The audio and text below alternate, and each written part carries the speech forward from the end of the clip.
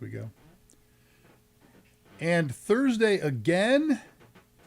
Man, it is my favorite day of the week. And as ever and always, there's just always something. Hey, tell me I'm audible while I'm yammering here. So I'm running this on a Windows 11 machine, which I've got to say I like. Yeah, I know. It's not perfect. It's not a panacea, but maybe I'm just happy because everything that I do on here, all three things, is working fine. And okay, very good. Thank you, Tulowit. Windows 11 doesn't show time to the seconds. And I've read that there is either the next patch that comes out, or maybe it's enableable now. You can do that, but I haven't done it yet. And so I'm trying to get the time, I watch, and then bing, it switches time and I hit the big go button, but I like to hit it 5 seconds early, and nothing that I have right now. That's not true. My Win 10 machine, shows time to the second, but it shares monitor with this, and yeah, you get the idea. All right, so I don't need that. Anyway, it is Thursday, and this is, and therefore welcome to ADRAMADA, another Dave Rush Ask Me Anything Digital Alchemy, and I am the aforementioned Dave Rush, your tech from Texas, and I love tech. I love research. I love all things technology. I love trying it. I love reading about it. I love learning about it. And this show is dedicated to it's dedicated and devoted, there we go, to disseminating information about the use of technology. And in particular, I'm interested, hopefully we're interested, in how the advancement of technology impacts our daily lives and our long-term lives. And to that end, I've got kind of a special show today. It's all about tech in the news. We're not doing a project. We're just going to talk really interesting tech that I've run across in the last week or so, as far as my tech article sources. And so we shall do that. So topics here in general, wide-ranging. We celebrate technology from electric cars to electric guitars, music and movies, the synergy of energy, booting to computing, Linux to ethics, the chase to space, cyber to fiber, security to electricity, Raspberry Pi to Li-Fi and AI. And we're not afraid to delve into social topics, including religion, sex, politics. I'm going to make a stop at politics today.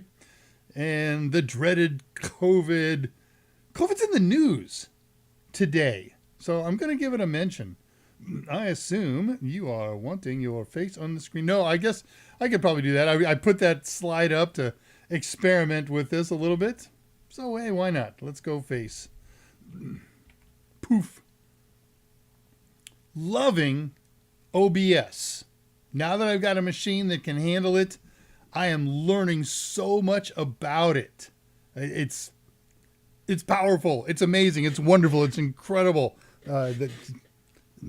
Expect to see more higher quality production. Speaking of higher quality production, I know my hair, I look like a dog, and I have been waiting, desperate to get a haircut. And so I went a couple of weeks ago to my barber. She's been my barber for over 20 years. And there I was at the door looking at the big sign that said on vacation till the 29th. And I'd forgotten. I thought it was like the 27th. So I popped on up there today, and 2 more days. So sorry, next week I will look less dog-like. Maybe that's one of the reasons I'm wearing a hat lately. This was a gift from somebody who did a little shopping this week. It's too big, I'm very happy to say. It's a double XL. I don't know what this is. I tried to look this up a couple seconds before showtime and said, nah, I got a show to do. But this is the company Neo Rhino.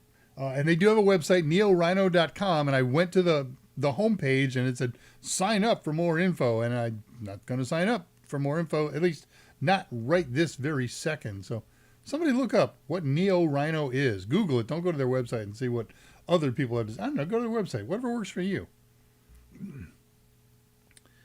Well, let's see what's to cook in here. So we covered all that stuff here. Show news and happenings today. If you are not watching live, you're watching on the archive. We recorded this on Thursday, July 27th of the year 2023 at 7 p.m. Central Time. That's midnight Universal Coordinated Time over there in London.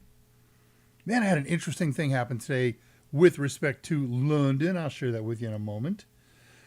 And time is ticking by. This is show number 23 of The Survivors. We've done more, but there's been a couple that have just been such a travesty.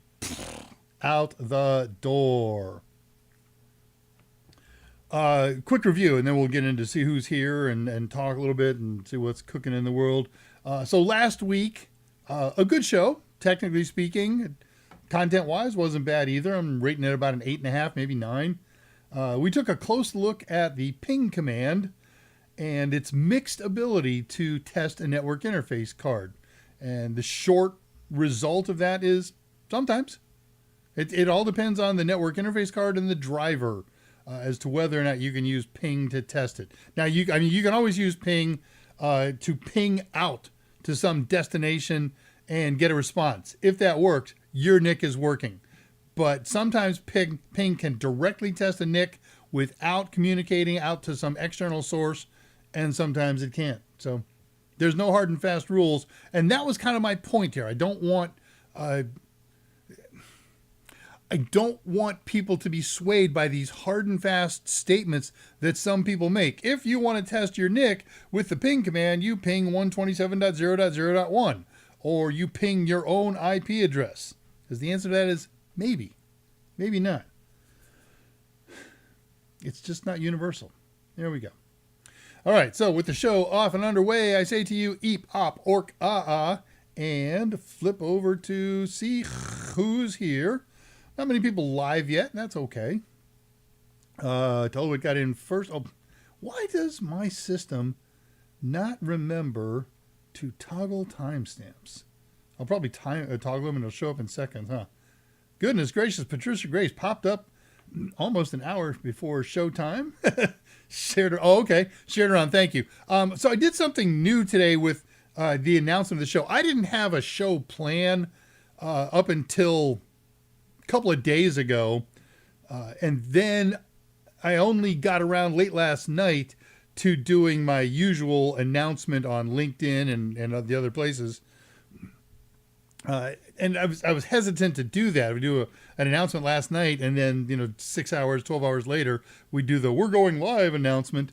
But appreciate it. Anybody who does catch that and shares it, thank you so much, Patricia. And good afternoon to Tullowit, who turns up at his usual time, about a half an hour before showtime.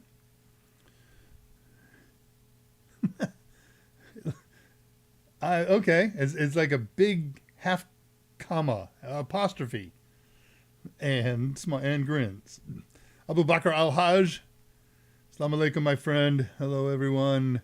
We're live. Sound is tolerable. I assume I'm wondering my face. Never make that assumption. Nobody wants to see my face. I have a face made for radio. That was what I thought I would do for a living.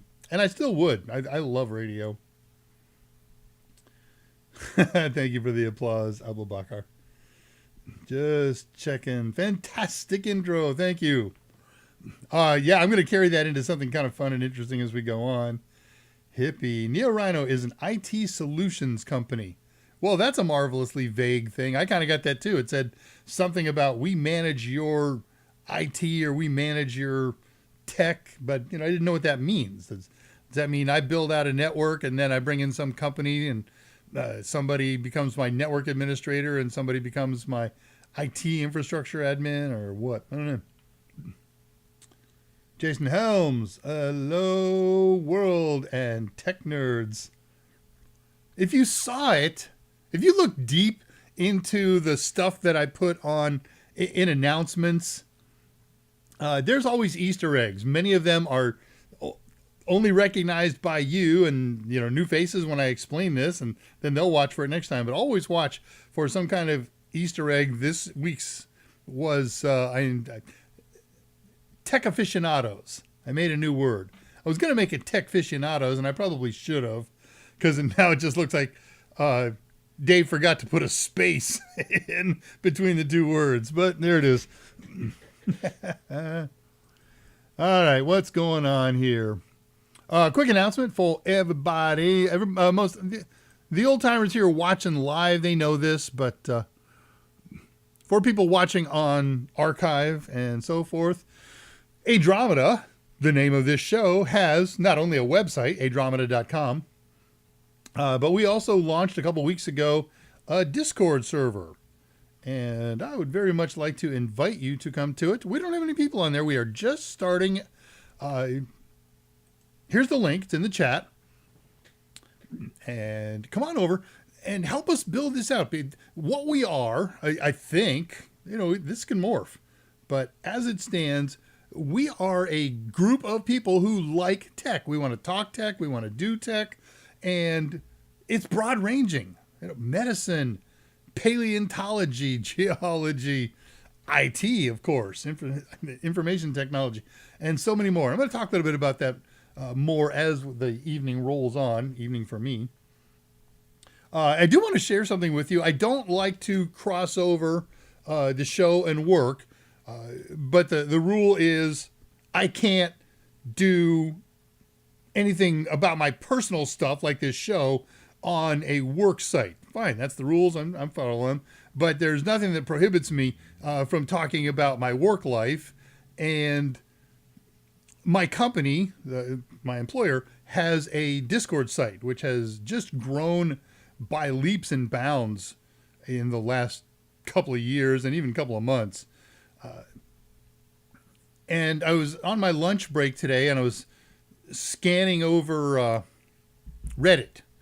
And there was a gent who had asked a question. I know he's a gent now. I didn't know at the time. But he asked a question about subnetting. He said, I got a subnetting question, and it has an answer, and I can't figure out how they got their answer. And I will tell you his problem with it. CompTIA and their Network Plus class, when they talk about subnetting, they only talk about subnet masks that are greater than WAC24. If this doesn't mean anything to you, don't worry about it. I'm not going to expound a lot of time on this point. I'm not going to teach the technology here. And it's very easy for people to grasp that. And with a little bit of lessonry, is that a word? It's very easy to extend the concept and apply the concept into smaller subnet masks, like masks that are greater than WAC16, or masks that are less than, greater than WAC8. And so that was what had thrown this person. He'd learned everything there was to learn about subnetting past WAC24, but this question was all about a Class B network address and a WAC20 subnet mask, and totally flummoxed him. And so I posted a response. I said, look, I can't teach this to you on Reddit. It would take many pages. But I'll do two things for you. Number one, here is enough information that if you're strong in Class C WAC25 plus subnet masking, this will make sense to you and you can apply it. And if it doesn't, if you're not that strong in it, join me over on my company Discord server, not the Dave Rush Discord server, not ADRAMADA, and I will be glad to talk to you, and we'll work our way through this. And after a couple of fits and starts, I was there and he wasn't, and he was there and I wasn't, but eventually we got together, and he was from jolly old, which automatically makes you brilliant, right? If you are from England, if you speak with an English accent, Queen's English, you automatically go up 24 IQ points in my eye. You could be the biggest idiot in the world and you could fool me. So, very nice gent, well-spoken and with his English accent, his British accent. And we spent 20 minutes, 25 minutes working it out. And he disappeared after that. He went and tried the problem. And he says, "Oh my gosh, this makes sense now. I completely understand it." So that was really fun. A nice use of the thing. I could have used mine for that. They didn't have to send him over to the company website, but it was just a nice, fun thing to do. Phrenology. I'm a sensitive person, very poor, and will be all my life, but my wife loves me. Phrenologist exists in the year 2023. Look it up. I'm not going to teach you about phrenology in here. It's a little different than it was back in its heyday when, palm readers were the thing and they were considered credible, and phrenologists too were considered credible. Well, some people like to keep let's call it an art, not a science, shall we, alive, and they have morphed it into something that sounds believable. It's not. Yeah, Jason, the corollary. Yeah, if you talk like me down here in Texas, or Jason in the Carolinas or Georgia, sorry, that automatically drops your IQ perception by 10 points. And some of the smartest people in the world that I know have deep Southern drawls. So it's a stereotype I used to buy into, not anymore. I'm older and wiser. Trisha Gray, something like, this darn heart, it gets in the way of text. And I'm widening my screen out. This is here. Something like WAC 24 or WAC 17 is getting into classless routing. Yes. Classless interdomain routing. So I'll just do this really short. I'm not going to do a lesson on it, but I will tell you this. Class A IP addresses, Class B IP addresses, Class C IP addresses. That's all we need. Each has a default subnet mask. Class A's got an 8-bit subnet mask, WAC 8. Class B, a 16-bit subnet mask, WAC 16. And Class C, these are the defaults, and these are actually what makes them classful addresses. Class C is a WAC 24. It's got a 24-bit subnet mask. Whenever you extend, never shorten, that's a totally different science. Whenever you extend a subnet mask past its default value, a Class A network address should have a WAC 8. If you extend it to WAC 9, 10, 12, 15, 20, 24, 27, anything bigger than a WAC 8, it is no longer classful. It is now classless interdomain routing or subnetting. So yeah, it's not a WAC 27 that makes something, a WAC 27 actually, no matter what class you're working with, would in fact be CIDR. A WAC 17 would be CIDR for a Class B by 1 bit, or CIDR for a Class A by 9 bits. So yes, right is the answer to that question. All right. So let's dive into it. Today's show is talking tech, just interesting tech news that I find along the way and thought it would be interesting to share. We're covering all kinds of topics and areas and fields today. Some of it's just general news. And what I've done with this is kind of cool. We're a tech show. We are interested in upcoming tech and how it affects our lives in the short and long run. So I've cherry-picked some tech news to talk about. And for each of these we're going to talk about, we're going to do a little summary at the end of them. This is my summary. You may completely disagree with me. And if you do, I want you to speak up here, type up, and tell me what you think. Dave, you're an idiot. You evaluated this poorly. It's not a good tech. It's a bad tech, or vice versa. So you'll see what I mean after the first one. So the first one, this is not new tech per se. This is a new product, but it's important for my heart because I made an announcement 2 weeks ago, maybe even a week ago. Time goes by. Oh. Okay, I can do this. Can I do this? No. Yes. Oh, that was brilliant. I made an announcement a show or two ago that Intel has decided to kill their NUC line, NUC, Next Unit of Computing. These are little 4-inch by 4-inch computers that I love. I have 3 of them running right here in front of my eyes. You can't see them, but they look just like this. This is my model. This is a NUC 10. It's a 10th generation CPU, and there's connectors on the other side of it as well. And that's what you're watching me do right now. My daily driver Ubuntu machine is on one of these. I've got another Ubuntu machine that's my developmental machine, and this is my production machine, my video AV machine. And so they announced its death, and it was my hope, I expressed at the time, that it wouldn't go away, that somebody would pick it up and replace it and come up with a competitive product. Huzzah!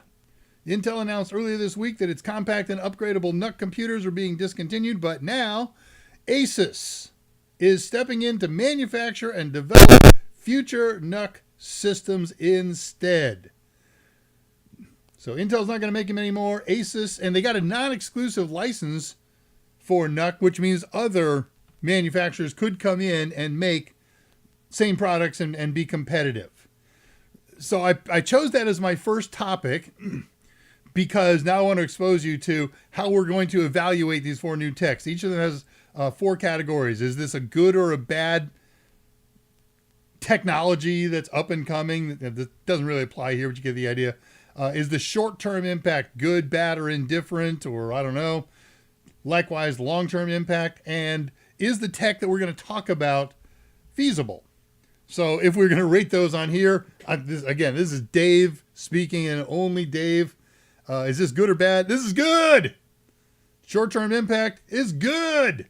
Long-term impact, good. And feasible? Totally.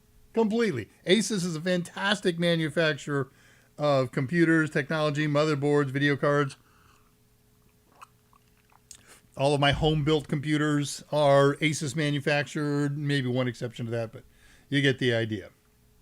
All right, next news item. What did I just do?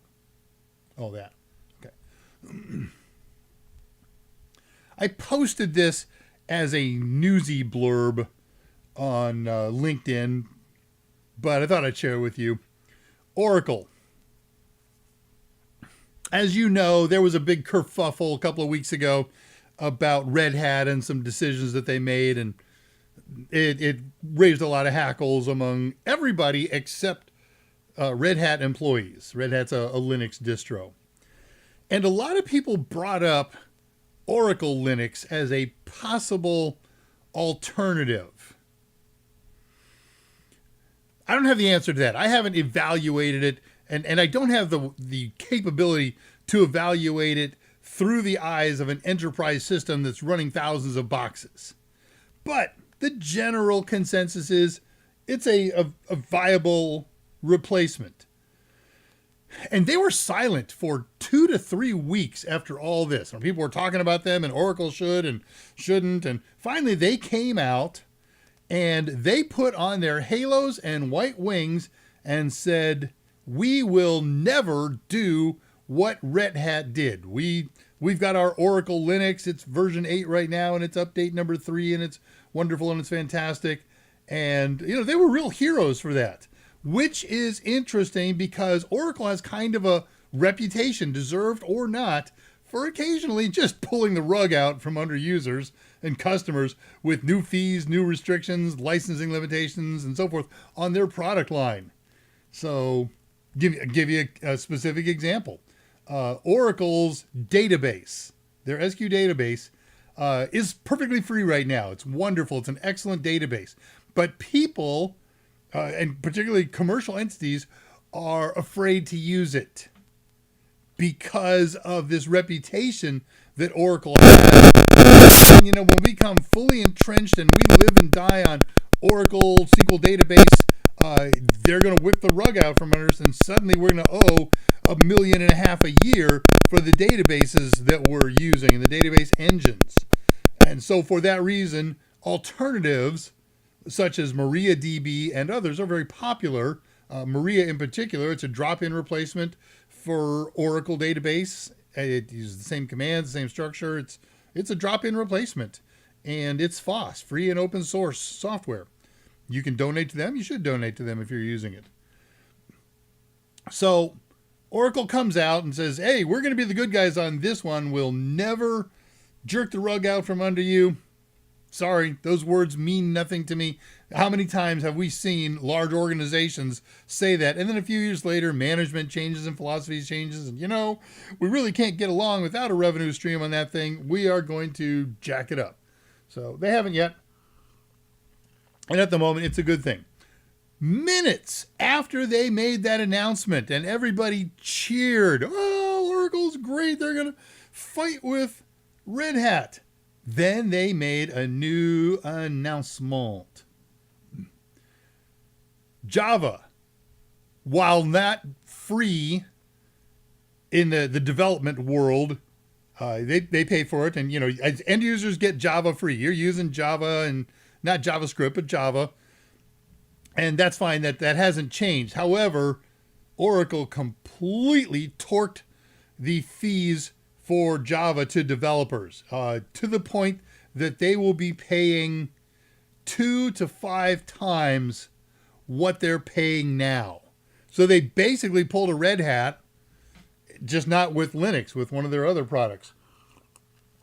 And the world is pretty entrenched in Java. So why'd they do this? Well, there's a chicken and egg argument. There's Java-like runtime environments out there, RTEs, and clients are moving toward them, and that's our chicken and egg. Are they moving toward them because Java license fees got jacked up, or did Java license fees get jacked up because people have been moving to these other RTEs, these runtime environments? And those environments include things whose names you probably never heard but don't care. Azul, A-Z-U-L, Amazon Corretto, Eclipse, Temurin, IBM Semaru. So the world waits, but we got white wings and golden halos on one side and pitchforks and red horns on the other side of Oracle. So that's kind of new tech. Good or bad? I don't know how to evaluate that. I don't know if it's a good thing or a bad thing. I'm just putting up a shrug. I'll look at the end of this and see what you guys are thinking. Short-term impact, absolutely bad. Long-term impact, pretty bad. But if everybody moves over to the third-party ones, don't know. Feasible? Absolutely. They did it. It's done. All right, let's see if I'm missing anything here. My sound freaked out. Is it back? Sounds okay. Sounds like I should watch more, huh? All right. Acer to the rescue. They're going to stop making the NUC. Yeah, they announced that 2 weeks ago. In fact, everything that they planned on releasing, they killed. It had already been announced. Nope, we're not going to do that.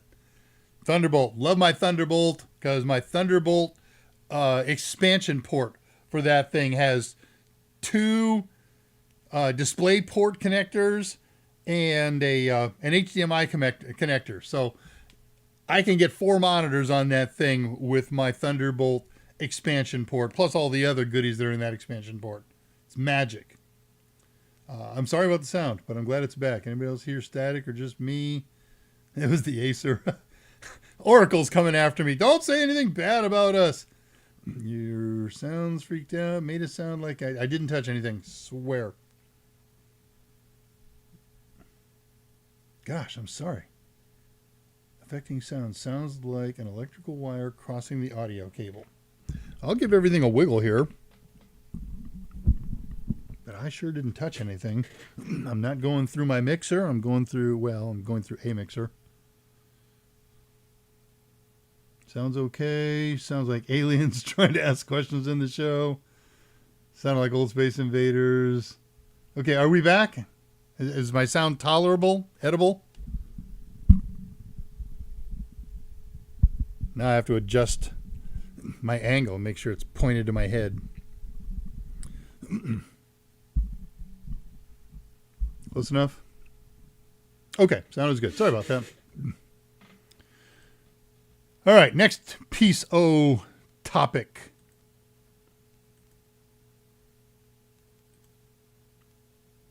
That was the Java slide. All right, here's an actual technology discussion. It's one that's kind of near and dear to my heart. I've watched this for a number of years, and so wanted to talk about it because there's a particular piece of this. So we're talking wind energy today. I have been a follower and a proponent of wind energy for many decades. And I have no objection to dyno fuel. There's nothing wrong with augmenting our liquefied brontosauri with wind and nuclear and solar and tidal, and maybe eventually convert totally, but we got a long way to go for any of those things. Nuclear's not bad. So I'm a big enough fan, at least from an academic perspective, that I've ordered a 400 watt, which isn't really big. It sounds big. It's not. Wind turbine, and I'll do an ADRAMADA show on it when it arrives and the experiments begin. Bakri 99 gave me a reminder. Oh, yes, I was talking a little bit about this on the ADRAMADA Discord the other day, and Bakri came on to remind me of, I was talking about benefits and disadvantages of wind energy, and he came in and reminded me of some of the disadvantages that I hadn't considered. And basically, I think about wind energy in a grand scale, right? Powering communities, powering an entire state, whatever. And Bakri 99, which is that you, Abu Bakr? There's a 97% chance that it is. Pointed out that for individual use, you're a rural area, you've got your own farm or something like that.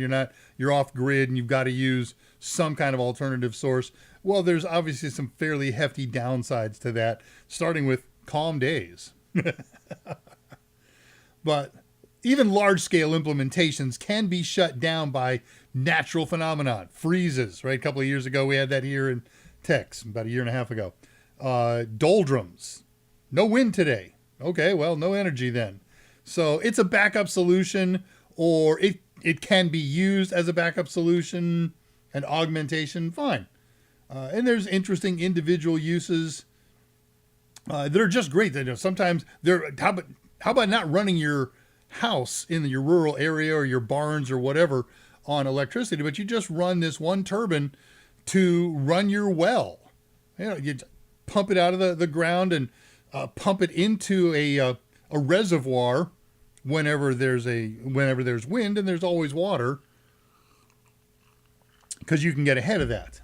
All right, anyway, no energy source is a panacea. They all come with drawbacks, and wind's got some major ones. It's got some minor ones. It starts with needing a consistent supply of wind at night. What's the downside of wind energy at night? I'll throw that out to you. Yeah, okay, that is you. Very good, Abu Bakr. This is one maybe you don't think of. Again, unless you've got your head in this industry, there's a lot of nocturnal flyers out there. And wind turbines run at night, and they don't all see that thing. And if you look every few days underneath a large commercial wind turbine, you find piles of former flyers. If they did that, they had somebody out there right away, they could be harvesting and turn that into a legitimate food source, perhaps. But they don't. Hundreds of thousands and perhaps on the order of millions of birds and some bats, not many, get wiped out by wind turbines at night. Some during the day too, but not new. But that's not my real focus here. A particularly pesky problem is blades wear out. They have a lifespan. Typical lifespan of a commercial turbine blade is about 10 years. And they don't have a viable reuse, repurpose, recycle path. And that's something that I have watched for some years now, at least 10, maybe closer to 20. Why do they go bad? Well, they suffer fatigue, right? They're just up there. They're flexible. So over time, they flex, they crack, they fatigue. Cracks grow, they break.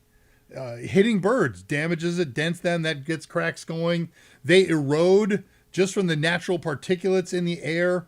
So if nothing goes wrong, the blade, just because of its spinning and tension, is going to die in 10 years. Turbine blades have to be strong. They got to be durable. They got to be light. And they are, amazing to me still, mostly constructed of fiberglass. You don't see carbon fiber ones out there. There's some, and they have the same problem. Carbon fiber is not very recyclable. So I watch and listen for whenever somebody's got, hey, we finally solved the what to do with a dead turbine blade problem. And you look at these turbine blades in the photo, they're about as long as a single 747 wing. They're huge. I watched them mount some a couple of 2 months ago, something like that, 3 months ago. It's just an amazing process. Anyways, so a couple of years ago, I saw somebody post, "We have the solution." And I was excited, and I started reading the article, and then I threw up. The solution was, we chop them up into little chunks, and we mix the chunks into roadbed material, concrete and asphalt. Well, fine. Stick it in there, stick it in a landfill. There's no difference. But this week's game-changing announcement is, these are fiberglass.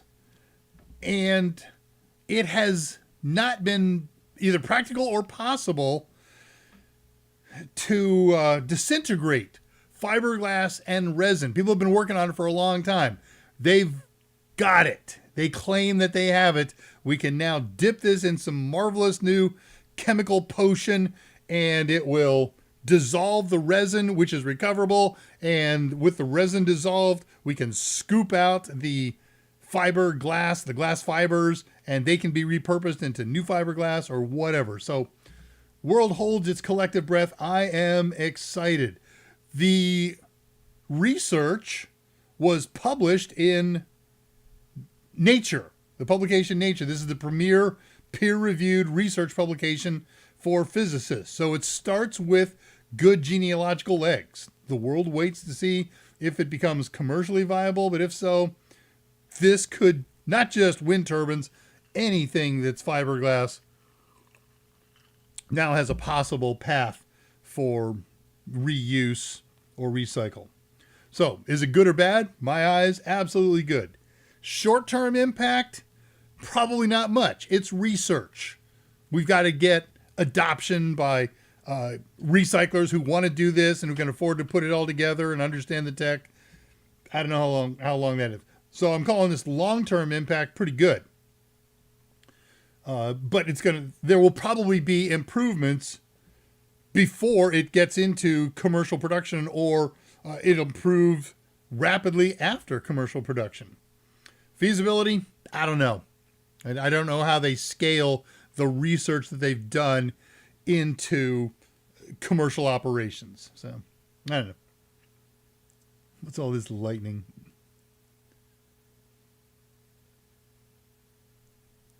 Okay. Slide number 5. Am I going to get through all these? What time is it? Yeah. This is just a quickie little thing. If you play with Raspberry Pi Picos, I have one right here.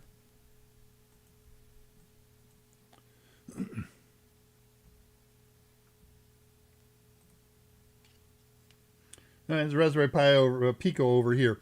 In order to program this thing, you use a computer-based development environment, and then you copy or transfer that to the Pico. What if you have to do that to 100 different Picos? Maybe you've done commercial development or something like that. There's a gent who created a new script that automates that. Basically attach it, hit one button, and pfft, everything happens. So you no longer have to click this and open this and copy that and do this. And so he whipped out a whole bunch of these in a couple of minutes compared to the previous method of doing that. So good or bad? Sure, it's good. Short term, works right now. Long term, it's good, and they will probably get better either by incorporating his code into other software, or somebody will take his idea and run with it and improve it. Feasible? Yep, doing it right now. I know I was playing with these graphics today, trying to get them to full screen every time, and it's the viewer that's built into OBS. Sometimes it won't scale everything. So sorry. More good news in the world. I think this is good news. Excuse me. Raspberry Pis have video cards built into them. And there's a lot of arcane mystery and magic that was held back for a very long time by Broadcom and ARM, who developed the chip, even from Raspberry Pi. We want a video card. Okay, we will give you a video card. It's got to have this capability, and fine. But there's other secret stuff in there that was locked. Well, that information is slowly coming to light. And Firefox has just announced, or they've just demonstrated in a pre-release version, an upcoming version, version 1.16, that they will add hardware acceleration in their browser for Raspberry Pis. Now, right now, if you're using Firefox on a Raspberry Pi and you go to a video page, a YouTube or something like that, the CPU has to use software to decode and display the video, or pass it to the video card. That chews up CPU time. It causes drop frames. It's skippy. It's jumpy, especially on high quality videos like the Raspberry Pi 4 can do. Now, by doing this with the innate hardware accelerator, all those problems go away. I'm not rating this other than this is a win for humanity. Huzzah. I had this wacky idea. Wouldn't it be cool to take... I got a transparent image, and I hadn't realized it until today, but it'll do. I had this wacky idea. Wouldn't it be cool to take a couple of artificial intelligence nodes and have them play rock, paper, scissors? Because they learn, they get better and better, and hopefully nobody wins eventually, except somebody has to win, right? Unless you tie every time. So they both have to get really predictive, and then, one is always trying to outsmart the other, and I think it's a fascinating concept. And then after that, then we can move on to chess. Well, so I thought it was a brilliant idea. It is, but I'm not the first one. There's lots of people out there using AI to play rock, paper, scissors, and yes, lizard Spock against other AIs. So it's just flights of fancy. I found a new tech news site. It's over on Reddit. It's reddit.com/r/tech. And I was really excited about it when I found it. I said, oh man, I got to tell everybody about this. People post blurbs to news articles and magazine articles and online publications and so forth about latest tech. I said, I'm going to add this to my list. I've watched it for a week, and not much new goes up. A couple, 2, 3, 4 announcements a week, which is really weird because the thing's got tons and tons of people, 570,000 members to the group. Everybody comments their brains out on these things. Still, it's a good source when you're looking for, hey, what's techie and big in the news this week? That's a good feed to add to your list. So is it good or bad? Sure, it's good. Short term, it's good right now. Long term, I don't know. Reddit changes over time. The sub has a lot of members, but there's not much posts that go up every week. So I would call the long-term impact on this uncertain. Solar energy. Let's talk solar. As long as we're doing energy today. New Jersey, my friend Tullowit, is where you will find this thing. This is a 17-acre floating offshore solar array. Produces just under 9 megawatts of electricity. And I'm not giving the spec because I hate it when somebody tells me about some alternative energy source and says it can power this many homes.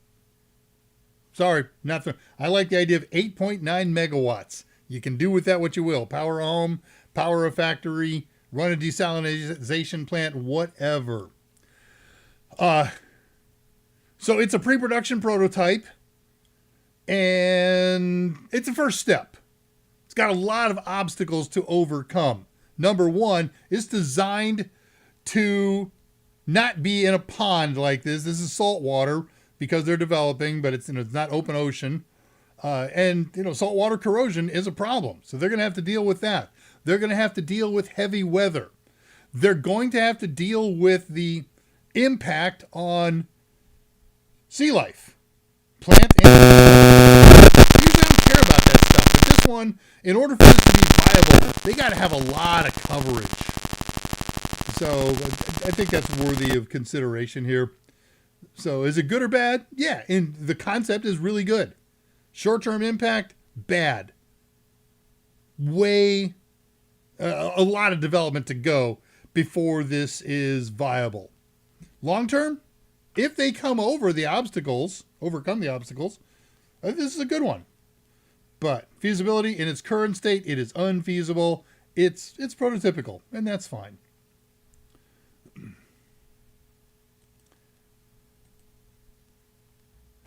Fiber optics.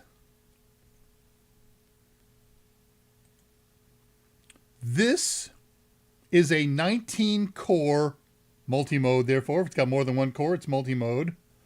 Fiber cable that hits 1.7 petabytes per second. Big deal. There's faster fiber optic implementations out there. Here's what's the big deal about it. Two things. One, it's a standard fiber optic clad diameter. Everything else out there that's that good or better is proprietary. This is plug and play, ready to go into connectors and ports. All we've got to do is upgrade the capability of the routers and switches and devices that they plug into. So freaking cool. And therefore, number two, it is compatible with existing infrastructure, and the internal data coding is standard. They didn't have to use proprietary data coding the way they make ones and zeros using 4B, 5B symbology.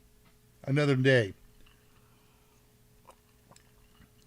When it transfers, it uses all 19 cores simultaneously. That's pretty cool technology. So these will be used, if they become commercially viable, as backbone links between tier 1 internet service providers, long runs, undersea runs. So is it good or bad? It's good. Short-term impact? None. It's going to take a while for this to be developed and to be adopted by equipment manufacturers. Long-term, if it's adopted, it's good. Feasibility? Totally, in my mind. Oh, you got to like this one. I love this one. Welcome to Canada, eh? This is a hydrogen-powered 120-passenger commuter train. It's not the only one in town. This is a loaner from a company in Europe where, in a variety of European countries, they are already using 14 of these units, and there's another 41 on order. That's pretty good on its face. So they sent it over to Canada as a technology demonstrator and to get people wrapped up around the axle around, hey, cool, hydrogen power. And it sure sounds cool. If you look at all the benefits of hydrogen power, you have to say to yourself, why aren't we doing this? There is an answer to that, and all of the happy, smiley articles about this don't go into that. Information about it real quick. Top speed, 87 miles per hour. That's about 140 kph. Carries 120 people in 2 cars. Burns about 120 pounds of hydrogen per operational day. That same operation takes 132 gallons, 500 liters, of diesel fuel. The output of burning hydrogen is water vapor. There's no carbon dioxide, no carbon monoxide, nothing, no fumes, nothing toxic. Wow, who couldn't get behind this? Me, because I understand, having done a good deal of research, and again, I watch this technology fairly closely, the energy required to create hydrogen has two problems. One, the pure energy in is not equal to the energy out. So if I put a kilowatt of energy into developing X amount of hydrogen, that amount of hydrogen will generate less than a kilowatt, like way less, 60, 70% in a best case of the traditional energy that I use. Likewise, while the hydrogen burning process itself is very clean, we have the same pollution problems for the energy that was used to make the hydrogen. So nobody mentions that. It looks pretty. So good or bad, right now, as it is, my opinion, bad. Short-term impact, bad. Long-term impact, if and when they improve hydrogen production, it becomes more energy efficient, becomes more ecologically efficient, cool. So feasibility, I don't know. How are we doing here? 10 more minutes. That's all right. Oh, yeah, okay, this is going to work. Space companies. If you think of a space company, there's probably one or two names that come to your mind, right? SpaceX, Blue Origin. There's a lot of space companies out there that aren't rocket manufacturers or rocket launchers. There's people who make things designed to go into space and work there. There's support organizations for that. So there is a vast industry who takes advantage of the services of International Space Station to do labs and experiments, hopefully for the betterment of humankind. And medicine is one of those areas where they do that. There are things that you can do in microgravity and zero gravity and free fall, structures that you can make, molecules that you can develop that can't be done on Earth. And so there are lots of folks out there who have labs designed to operate in space or labs to be conducted in space and do these things. VARDA, VARDA, and I think it's VARDA Space Industries. What is their name here? Whatever it is, VARDA Space Industries. They've created an orbital lab that makes drugs in microgravity. They hitched a ride for their most recent run here on a SpaceX launch back on June 12th, and they ran a 27-hour lab to create some special crystallized drug. Lots of similar labs have been done on ISS, but this one is a dedicated orbital lab. It's about, it's about 600 pounds or so, 700 pounds, something like that. All the telemetry, while it ran this 27 hours and did low Earth orbit, it was all microgravity and LEO, was uplinked and downlinked.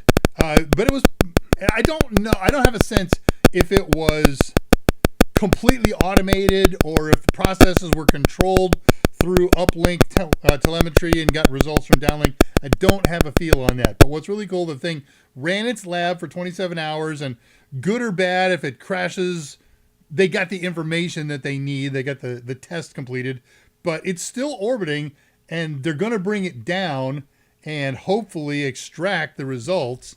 When it comes down, it's about a 200-pound, 3-foot diameter reentry capsule. It's going to come down here in a military test range, a U.S. military test range in Utah.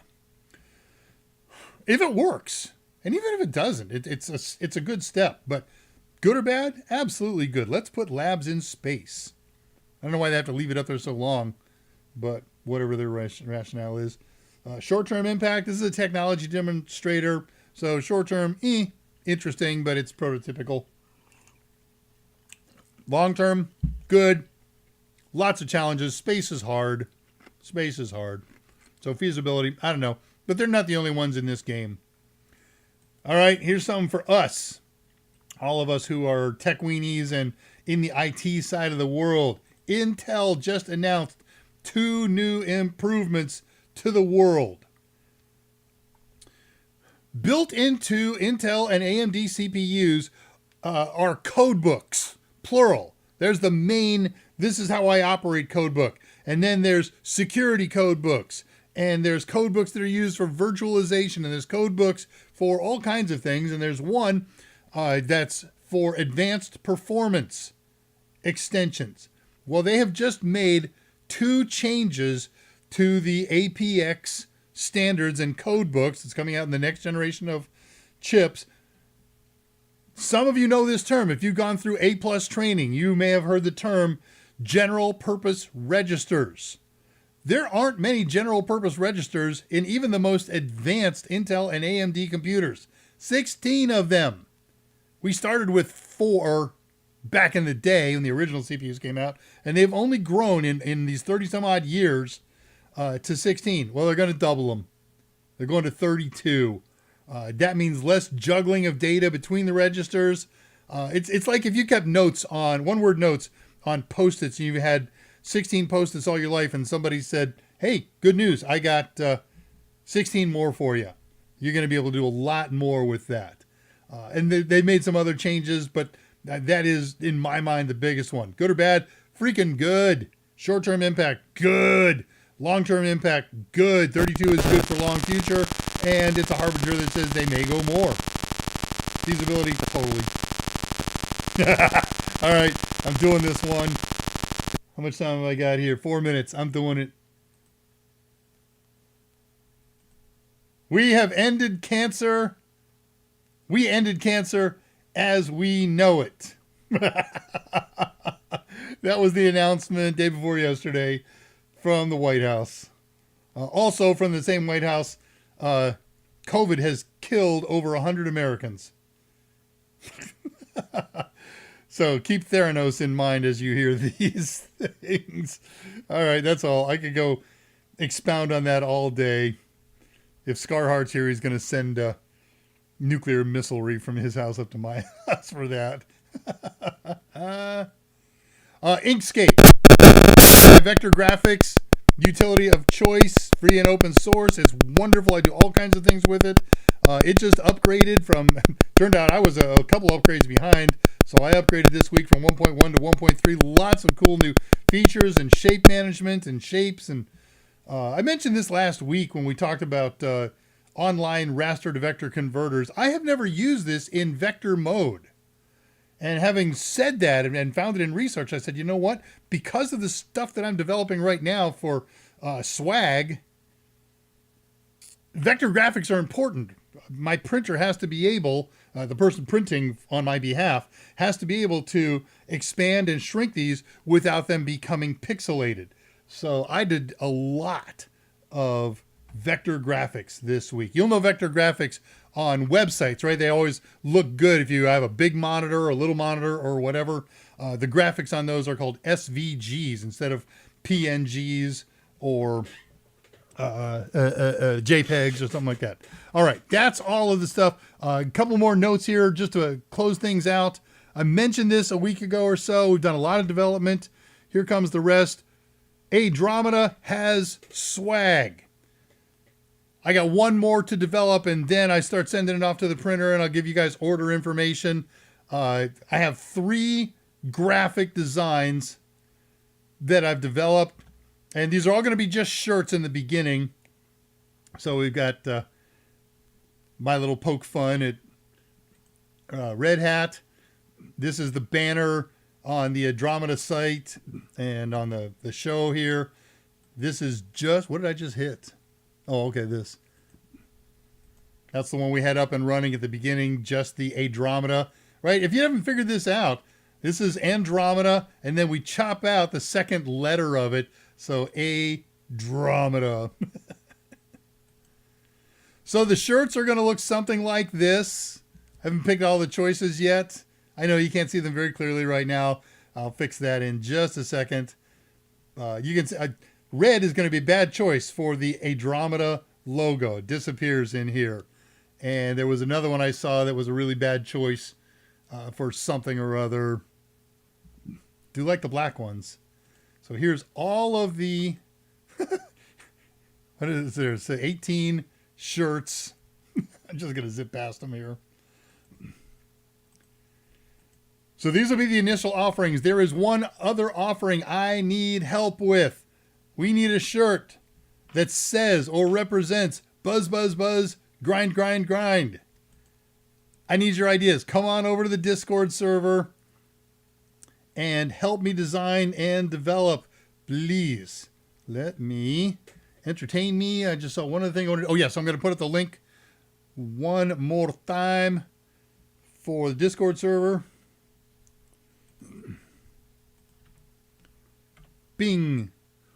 And if you ever want to get in touch with me, did I put it, do I have that in a place I can copy and paste that? I surely do. You can contact me at my ADRAMADA email, drushtx@adramada.com. You can always get me at my regular day-to-day personal email, drushtx@yahoo.com. And let's check final comments and do final shutdown and call it a week. I know I'm running a hair over long, but it's not as bad as usual. No major tech flaws, except whatever happened with audio. Sorry about that. Back to normal. Should have named it Yoda. Nerds like food. Okay.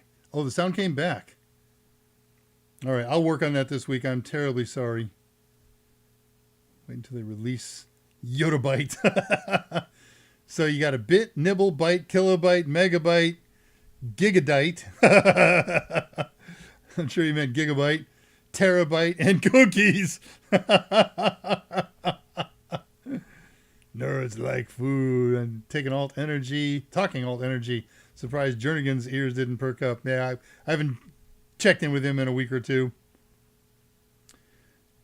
Summon him with bad grammar.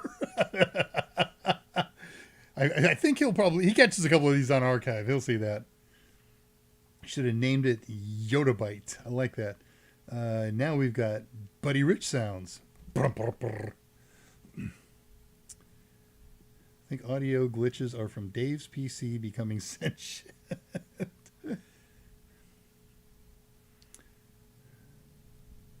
Me too. I can't wait to wear ADRAMADA swag. Hey, thank you guys. Green one might be invisible on a green screen. It might. Got an idea for Buzz. We'll be in Discord. Very good. All right. Well, thank you all once and always for joining me. We'll do this again next Thursday. We'll get back into Project Land. I have a fun project in mind.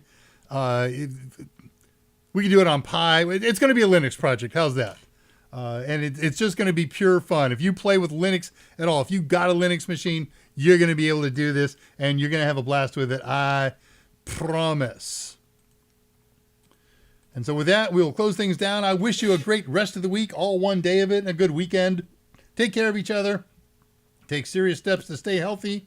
And if at all possible, please call and visit your parents. Never forget, technology is great, but the greatest resources we have are you and I. And with that, good night. I'll see you on ADRAMADA next Thursday. I'll see you at the study hall this coming Tuesday. I'm doing it. Mike had to make other plans, or is forced by whatever the heck. Mike's not going to be available on Tuesday. It's going to be a fun one. It's going to be Network Plus. We are going to have a blast. And let's close her up then. Remember, how you do anything is how you do everything. Eep, op, ork, ah. Good night, all.